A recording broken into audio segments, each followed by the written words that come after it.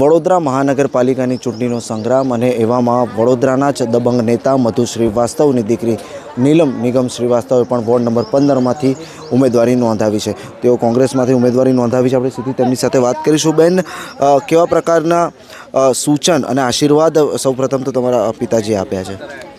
देखो, मारा पिताजी वाघोडिया विधानसभाના 30 વર્ષ ધારાસભ્ય રહ્યા અને એમની કાર્યપદ્ધતિ હતી કે વ્યક્તિની માટે કામ કરવાનું છે, પોતાની માટે નહીં, અને પોતાનો સ્વાર્થ નહીં જોઈને લોકસેવામાં જ રહેવાનું। તો બસ એ જ એમની આદેશ અને એ જ એમના રાહ પર ચાલીને આગળ આ કાર્યમાં અને આ કોર્પોરેશનમાં એમના આશીર્વાદ લઈને આગળ પગલું ભરી રહી છું। સાથે જ બેન, કેવા પ્રકારના વિઝનથી તમે આગળ જો ચૂંટાઈને આવશો તો જનતાના કેવા કામો જે છે તમારા દ્વારા કરવામાં આવશે? દેખો, નગરનો જે ડેફિનેશન છે નળ, ગટર અને રસ્તા। નળ એટલે આપણે પાણીની જે સુવિધા લોકો સુધી પહોંચાડવાની હોય છે। એ અમુક વિસ્તારમાં એવું છે કે અહીંયા પાણીની ખૂબ જ તકલીફ છે અને પાણી આવે છે તો ખૂબ જ ઓછું પાણી આવે છે।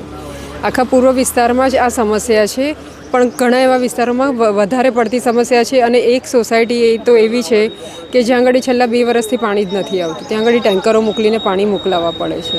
એટલે સૌપ્રથમ તો પાણીનો જે એમને પ્રશ્ન છે એનું નિરાકરણ લાવીશું। ત્યાર પછી છે ગટરનો, જે વરસાદી કાંસ અને જે ગટરોની સુવિધાઓ આપવી જોઈએ કે જે ગટરો સાફ નથી થતી કે એનો નિકાલ નથી થતો, તો એની માટેનો આગળ કંઈક જે સુવિધા થઈ છે એને આગળ વહેલીથી વહેલી તકે પૂરી કરવાની કોશિશ કરીશું। અને રસ્તાઓમાં એવું છે કે આખું વડોદરા જ ખાડોદરા બની ગયું છે, તો ધીરે ધીરે એનો પણ નિરાકરણ લાવવાનું કોશિશ કરીશું। ઘણા સમયથી આ ફેરણી તમે કરી રહ્યા છો, કેવા પ્રકારનો પ્રતિસાદ લોકો તરફથી મળી રહ્યો છે? દેખો, અમે લોકો પક્ષ કે ધર્મના નામે વોટ લેવા નથી નીકળ્યા, અમે લોકો કામના આધારે વોટ લેવા નીકળ્યા છે। મારા પિતાશ્રીએ આ વિસ્તારમાં કામો કર્યા છે, ત્યાર પછી 10 વર્ષ મારો ભાઈ આ વોર્ડ નંબર 15માં કોર્પોરેટર રહ્યા, એમના પણ કામ છે।